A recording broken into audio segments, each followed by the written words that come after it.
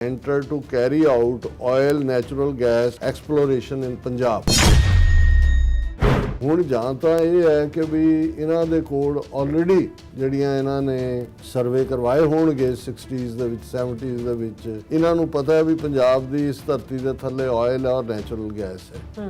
ਹੁਣ ਇਹਨਾਂ ਨੂੰ ਇਹ ਲੱਗਦਾ ਹੈ ਕਿ ਵੀ ਇੱਕਦਮ ਇਹ ਤਾਂ ਕਮੀ ਹੋਣ ਵਾਲੀ ਹੈ ਔਰ ਇਸ ਤੋਂ ਬਾਅਦ ਜੇ ਈਰਾਨ ਨੇ ਜਿਹੜਾ ਸਟੇਟ ਆਫ ਹਾਰਮਜ਼ ਖੋਲ੍ਹ ਵੀ ਦਿੱਤੀ ਉਹ ਖੋਲ੍ਹਣੀ ਪਏਗੀ, ਉਹਦੇ 'ਚ ਮਸੂਲ ਲੱਗ ਗਿਆ ਜਾਂ ਦੂਜਾ ਉਹ ਇਹਨਾਂ ਨੂੰ ਹੀ ਪੇ ਕਰਨਾ ਪਏਗਾ।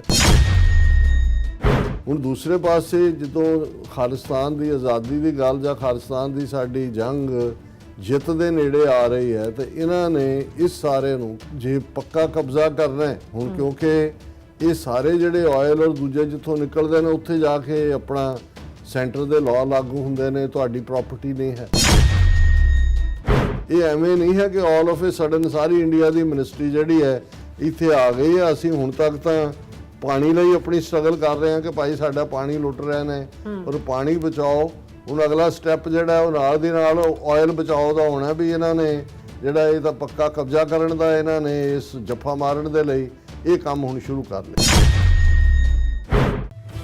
ਇਸ ਬਦਲਦੀ ਦੁਨੀਆ ਵਿੱਚ ਤੁਸੀਂ ਪਿੱਛੇ ਨਾ ਰਹਿ ਜਾਓ। ਹਰ ਘਟਨਾ ਜੋ ਤੁਹਾਡੀ ਜ਼ਿੰਦਗੀ ਤੇ ਅਸਰ ਪਾ ਰਹੀ ਹੈ, ਅਸੀਂ ਉਸ ਬਾਰੇ ਦੇਵਾਂਗੇ ਤੁਹਾਨੂੰ ਸਟੀਕ ਤੇ ਸਹੀ ਜਾਣਕਾਰੀ। ਤੁਹਾਡਾ ਆਪਣਾ ਹੱਕ ਸੱਚ ਦੀ ਆਵਾਜ਼ TV84 TV84 ਦੇ ਨਾਲ ਜੁੜਨ ਲਈ ਆਪਣਾ ਫੋਨ ਚੁੱਕੋ ਤੇ ਐਪ ਸਟੋਰ ਵਿੱਚ ਜਾ ਕੇ ਡਾਊਨਲੋਡ ਕਰੋ TV84 ਦੀ ਨਵੀਂ ਐਪ। ਇਸ ਐਪ ਤੇ ਤੁਸੀਂ ਦੇਖ ਸਕਦੇ ਹੋ 24 ਘੰਟੇ TV84 ਦਾ ਲਾਈਵ ਚੈਨਲ ਅਤੇ ਨਾਲ ਹੀ ਪੰਜ ਪੰਜਾਬ ਅਤੇ ਦੁਨੀਆ ਭਰ ਦੀਆਂ ਅਹਿਮ ਖਬਰਾਂ। ਫਿਰ ਦੇਰ ਕਿਸ ਗੱਲ ਦੀ, ਹੁਣੇ ਡਾਊਨਲੋਡ ਕਰੋ TV84 ਦੀ ਨਵੀਂ ਐਪ।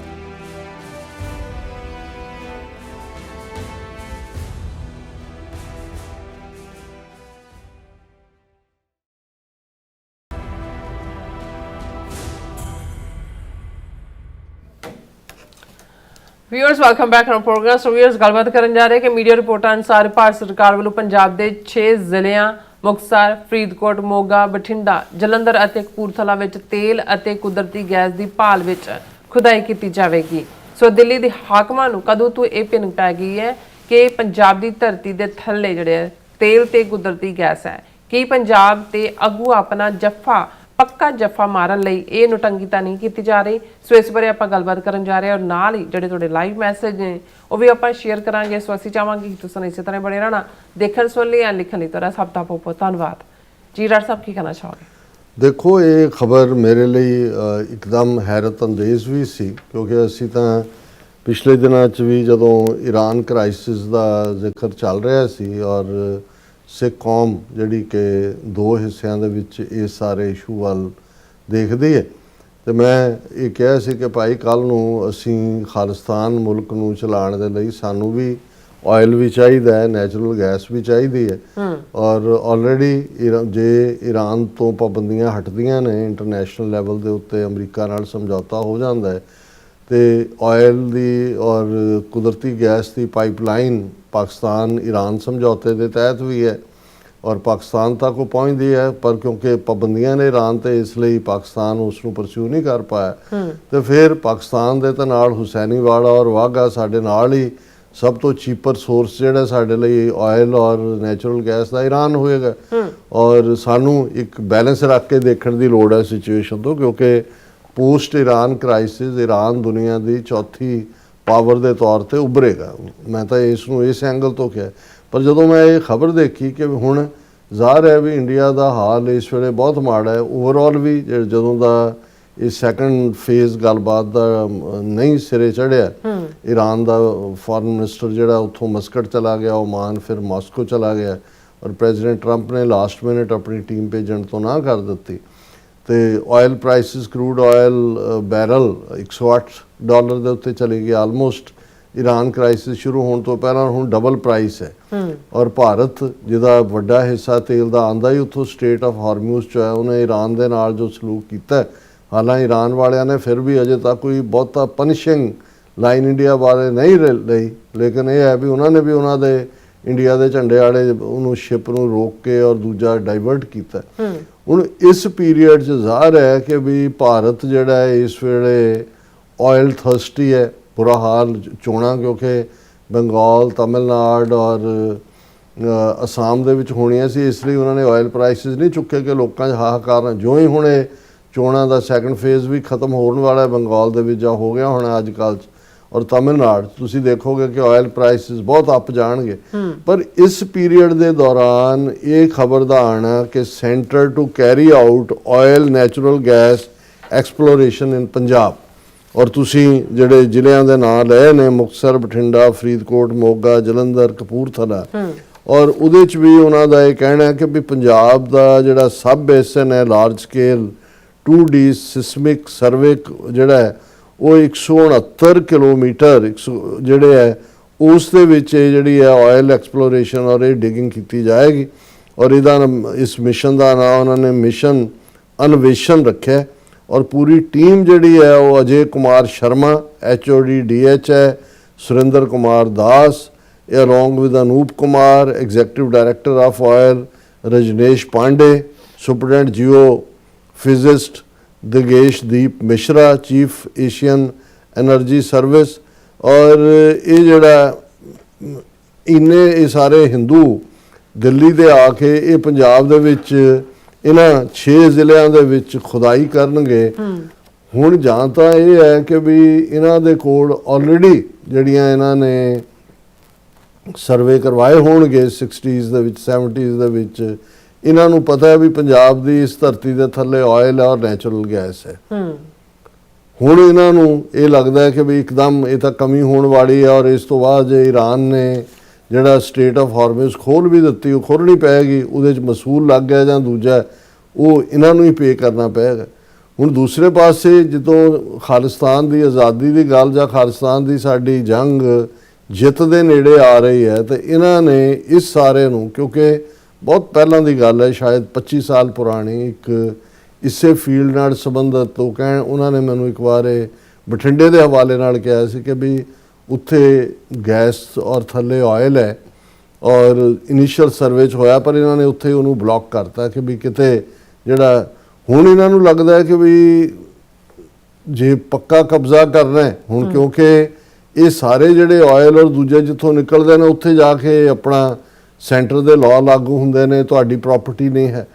ਔਰ ਸੈਕੰਡਲੀ ਮੈਨੂੰ ਇਹ ਲੱਗਦਾ ਵੀ ਇਸ ਬਹਾਨੇ ਨਾਲ ਸੈਂਟਰ ਦਾ ਜੱਫਾ ਜਿਹੜਾ ਹੈ ਉਹ ਆਪਣੀਆਂ ਐਕਸਕੇਵੇਸ਼ਨ ਦੇ ਨਾਂ ਥੱਲੇ ਉੱਥੇ ਪਰਮਾਨੈਂਟ ਡੇਰੇ ਲਾ ਕੇ ਬਹਿ ਜਾਣਗੇ। ਔਰ ਇਹ ਸਾਰੇ 'ਚ ਉਹਨਾਂ ਨੇ ਇਹ ਕਿਹਾ ਕਿ ਜੀ director general of hydrocarbon under the ministry of petroleum and natural gas, government of India and Oil India Limited called on Punjab Mining and Geology Minister Barinder Kumar Goyal, Punjab da minister, to seek support for carrying out natural gas and oil exploration in the state. All of a sudden ਇਸ crisis ਦੇ ਵਿੱਚ ਇਹਨਾਂ ਨੂੰ ਪੰਜਾਬ 'ਚ oil ਔਰ gas exploration ਕਿੱਥੋਂ ਸੁੱਝ ਪਈ ਗੱਲ।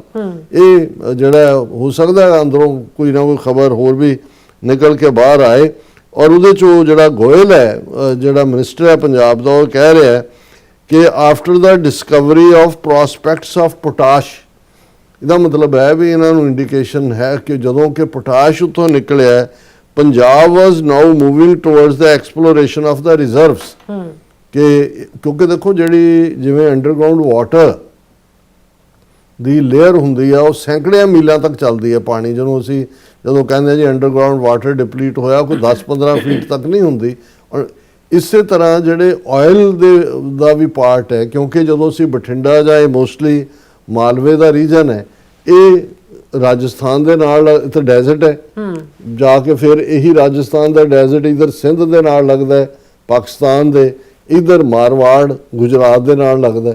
ਸੋ ਓਬਵੀਅਸਲੀ ਇਹ ਜਿਹੜੀ ਪਾਣੀ ਦੀ ਜਿਹੜੀ ਆਇਲ ਦੀ ਲੇਅਰ ਹੈ, ਇਹ ਐਵੇਂ ਨਹੀਂ ਹੈ ਕਿ all of A sudden sorry India the ministry ਜਿਹੜੀ ਹੈ ਇੱਥੇ ਆ ਗਈ ਹੈ। ਅਸੀਂ ਹੁਣ ਤੱਕ ਤਾਂ ਪਾਣੀ ਲਈ ਆਪਣੀ ਸਟਰਗਲ ਕਰ ਰਹੇ ਹਾਂ ਕਿ ਭਾਈ ਸਾਡਾ ਪਾਣੀ ਲੁੱਟ ਰਹੇ ਨੇ, ਔਰ ਪਾਣੀ ਬਚਾਓ। ਹੁਣ ਅਗਲਾ ਸਟੈਪ ਜਿਹੜਾ ਉਹ ਨਾਲ ਦੀ ਨਾਲ ਆਇਲ ਬਚਾਓ ਦਾ ਹੋਣਾ ਵੀ ਇਹਨਾਂ ਨੇ ਜਿਹੜਾ ਇਹ ਤਾਂ ਪੱਕਾ ਕਬਜ਼ਾ ਕਰਨ ਦਾ, ਇਹਨਾਂ ਨੇ ਇਸ ਜੱਫਾ ਮਾਰਨ ਦੇ ਲਈ ਇਹ ਕੰਮ ਹੁਣ ਸ਼ੁਰੂ ਕਰ ਲਿਆ ਇਹਨਾਂ ਨੇ। ਬਿਲਕੁਲ ਡਾਕਟਰ ਸਾਹਿਬ, ਤੁਹਾਡਾ ਬਹੁਤ ਬਹੁਤ ਸ਼ੁਕਰੀਆ। ਸੋਨਾ ਆਪਾਂ ਜਿਹੜੇ ਵਿਊਅਰਸ ਮੈਸੇਜ ਨੇ ਉਹ ਲੈਣ ਜਾ ਰਹੇ ਹਾਂ। ਅਮਰਜੀਤ ਸਾਨੀ ਜਿਹੜੇ ਨੇ ਸਾਡੇ ਪਹਿਲੇ ਵਿਊਅਰ ਨੇ, ਸਾਨੂੰ ਖਾਲਸਾ ਜ਼ਿੰਦਾਬਾਦ ਕਹਿੰਦੇ ਨੇ। ਔਰ ਫਿਰ ਸਵਰਨਮੈਲ ਜੀ ਵੀ ਉਹ ਫਤਿਹ ਬੁਲਾਉਂਦੇ ਨੇ ਸਾਨੂੰ। ਵਾਹਿਗੁਰੂ ਜੀ ਕਾ ਖਾਲਸਾ ਵਾਹਿਗੁਰੂ ਜੀ ਕੀ ਫਤਿਹ। ਟੀਸੀ ਜੀ ਵੀ। ਔਰ ਫਿਰ ਇਸੇ ਤਰ੍ਹਾਂ ਸਾਡੇ ਕੋਲ ਉਹਨਾਂ ਦਾ ਮੈਸੇਜ ਆ ਗਿਆ, ਕਹਿੰਦੇ ਧੰਨਵਾਦ for very thorough up to date reporting. ਹਾਂਜੀ, lovely to see you both and the संगत at the Sikh procession। बहुत शुक्रिया भाई साहब, शुक्रिया। और फिर इस तरह श्रद्धा सिंह जी भी और कश्मीर जी भी।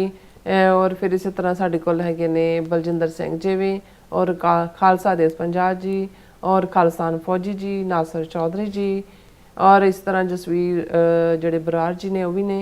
और फिर इस तरह इमरान कुरैशी जी भी सलाम वालेकुम कहते हैं और कहते नाइस शो है। और रासर चौधरी जी कहते कि किंग चार्लस जड़े ने नाल मोदी वांग ही सलूक किया जाएगा। और इस तरह है नौमिश जाहिर जड़े ने द मोस्ट इनफॉर्मेटिव जड़े कहते channel in a very easy language, all world wide issues, old and current history and present कहते ने complicated issues and complicated diplomatic issues and translated here with no biasness।